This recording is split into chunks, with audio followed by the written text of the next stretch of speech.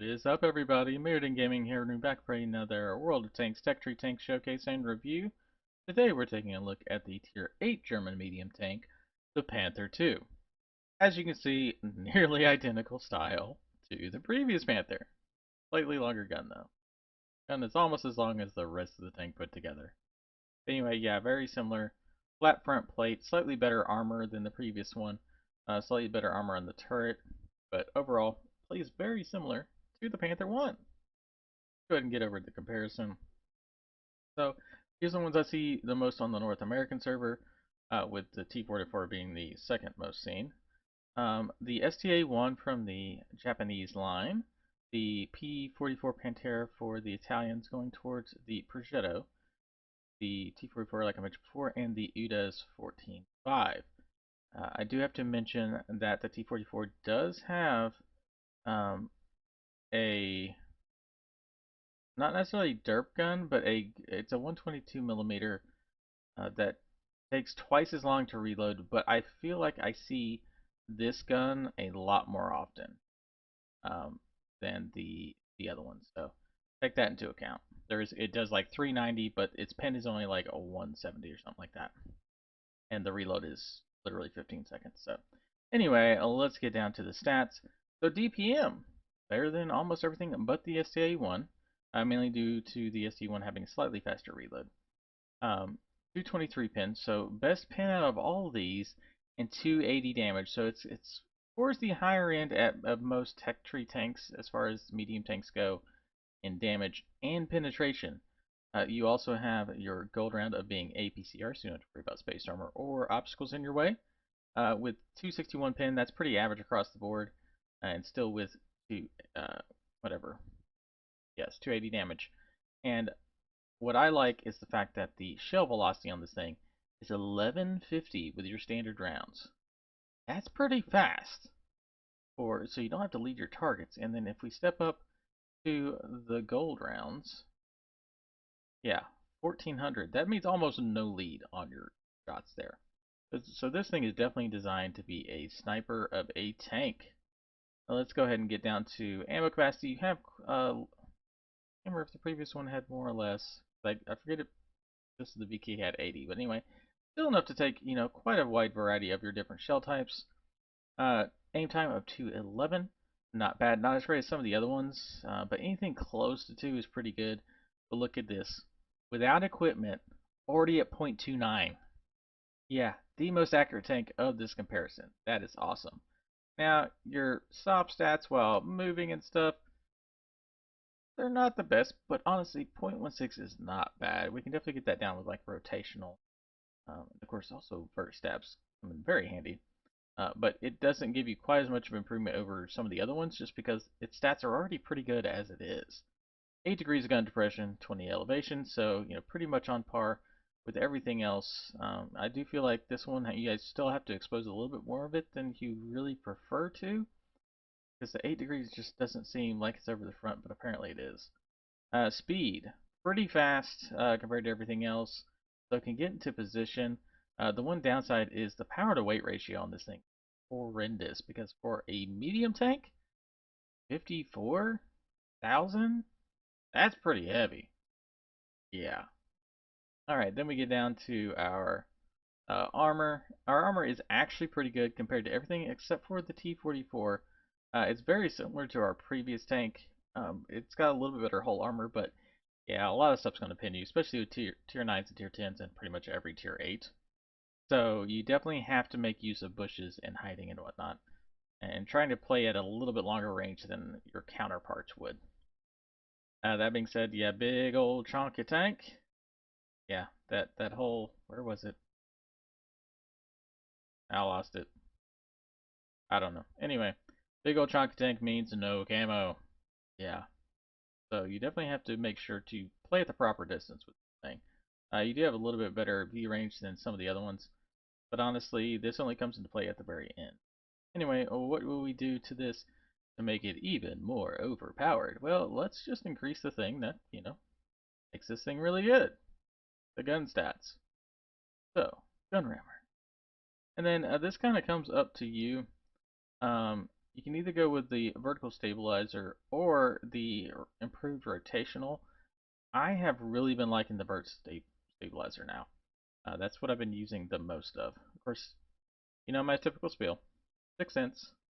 Then you're going to want your snapshot, your smooth ride, and your intuition. Beyond that, uh, things like that help you get into position better, like the off-road driving and the clutch braking, great options to take. Then it kind of depends on your style of play, whether or not you want to run concealment, recon, and situational awareness, but minimum, smooth ride, snapshot, always good for this type of tank. And of course, Brothers in Arms. What am I thinking? Who would forget Brothers in Arms? I mean, let's take a look at what that does for us. So that gets our reload time down to almost, well, it's under 7 seconds now, so that's really good. But then that improves our soft stats to where we're actually the best tank out of all of these now, except for the tank traverse with that UDES. So yeah, that helps quite a bit, and we're almost exactly at 2 seconds aim time. Really good. Then the other thing that improves, what actually I think it was just the gun stats, wasn't it? So anyway, let's go ahead and get over to that gameplay. Alrighty, so we are going to be watching Horn from WoT is Panther 2 on. Never remember the name of this. Glacier! There we go, Glacier. Now, I've not watched this before, so I'm watching it live with you. Let's see how he plays this. So, I have, and of course, it did not save my setting on the size of the minimap. But I've been playing this a lot differently recently. I used to always go ice road with my medium. But now I've been taking up position a little bit closer to where that T-49 is. Question is does this have the updated map? It does. Those rocks that help the heavy tanks get into position better. Oh, yeah, back up, see if you can catch this guy coming up on your guy. Nice. One, get a second one in.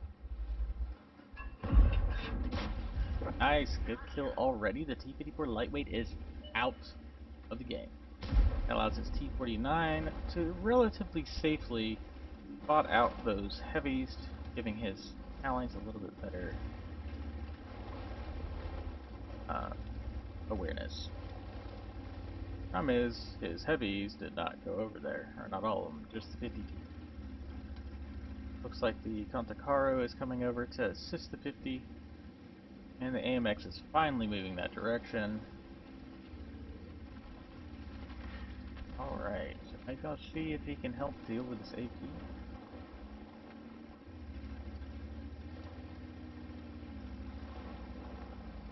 Or is he trying to spot the TDs in the back? There's a turtle? Yeah, turtle one. Probably the problem with this. There you go, so he's reloaded his bolt rounds. The dude's turning back and forth in order to try to make it difficult to be hit. Track them. Trying to be smart and not just sit up there. Oh, quick little snapshot. That's the nice thing about this tank. With that dispersion, yeah, you can snap shots in there real quick. His team's already up 2 tanks. Really. Oh, there goes one. But he probably hit the gun on that. Really good position for counterplaying the TDs that sit at that point, though. Definitely have to use this if I have a tank with gun depression, of course. Oh, nice. 41, 569, assisting damage. Oh, is he going to take the hill? Ooh. This ought to be awesome. Because a medium tank that can get up here can really farm out a lot of tanks, as long as they're careful not to expose themselves. Spot a heavy. I think he spotted. Gotta be careful there. That then will look like he was turning around to look at him. Oh, maybe not.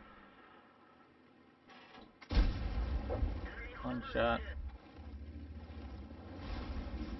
I guess he wasn't spotted. Or maybe he's been spotted this entire time. I can't tell if the emerald is looking at him or the light tank.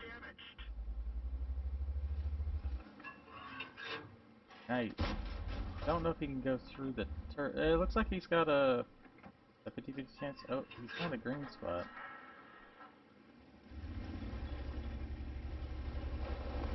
The lights kind of moved up, so he wasn't able to get another shot in. Alright, so now he's going to try to help out his heavies here by getting up on this aircraft carrier. You can shoot back at the enemies as long as you've got the gun depression. The elevation, I can't remember because this is a little bit different. Tried to snap a shot there, didn't quite get that in. He's got to be careful with that Barras though. Unless he's far enough up, the Barras can shoot him. Up on that hill. Nice, one more. Be able to get in one more before he completely turns around. No, it looks like the T-49's probably going to try to get a shot in. Nice, nicely done.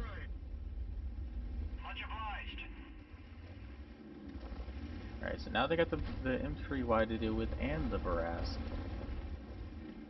Seems like the enemy team is stalled out on the ice road. Decided what he's going to do now, it looks like. Barras is retreating. Oh, so he's going to roll down here, try to deal with this M3Y. Still at full health, so definitely a formidable opponent. Yeah, okay, Barraska's out. One or two shots now. Nebraska's out too, so he's going to try to deal with the Nebraska. Problem is that Scorpion in the back can also hit him. Not careful. Nebraska should be most of the way reloaded. One shot into him. Oh, yep. Nebraska is reloaded. Nicely played, drawing him back. Not exposing himself too much. Now, I've not played this position after they added these rocks. Apparently the Emerald can see him. Payback. Because you gotta be careful here because the TVs can see you too, so you gotta be very careful. One shot in. His cupola is probably still visible to Scorpion. Doesn't matter because it's already dead. Looking at him, now he's looking at him again. 11 damage, that's kind of weird. Cause I didn't even see, did he have HE loaded?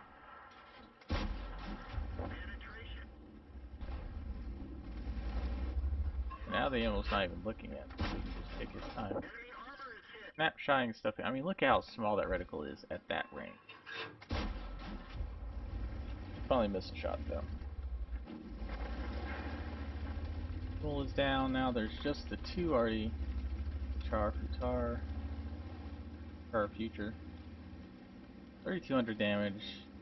9,000 or 980 distance. 3 kills. Not too bad. Not bad at all.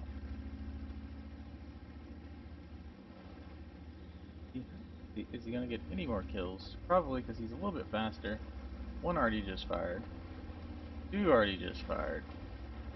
Should be able to get up here before they reload. There's one. Boom. 4 kills. The other already. The Charpooter. Here's John. I tried to quick shot that in there, but didn't quite get it in. Alright, let's go ahead and pause and take a look at the game stats. Alrighty, so, third mark of excellence. That is awesome. Great job, sir. Master, Ace Tanker, Spotting, Bruiser, Fighter, Fire for Effect. Not bad at all. 4 kills, 3,300 damage, 1,500 assistance damage. Yeah, I mean just a a little 3 mark Ace Tanker game. not too bad. Anyway, great game to watch for sure. Making good use of the gun depression of this tank. And he actually, I thought he bounced a shot. Maybe he did not. Anyway, that's going to be it for today. Uh, if there's a specific tank you wish to see next, just leave that down in the comments of the most current Tech Tree Tank video. And don't forget to check me out on Twitch. I stream at 7 p.m. Central Standard Time on Saturdays, Mondays, and Tuesdays. Anyway, this is Meridian Gaming. I'll see you